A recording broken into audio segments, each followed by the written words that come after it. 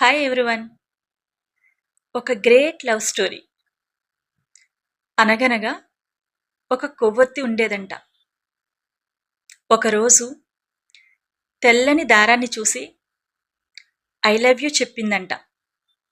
దారం కూడా I love you two అని సిగ్గుపడుతూ రిప్లై ఇచ్చిందంట.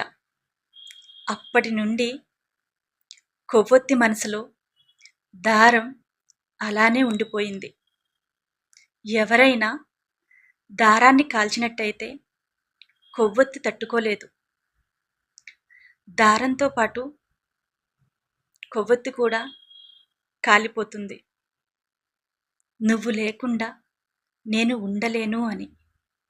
ఈ స్టోరీ మీకు నచ్చినట్లయితే లైక్ చేయండి. మరిన్ని మోర్ వీడియోస్ కోసం నన్ను ఫాలో చేయండి.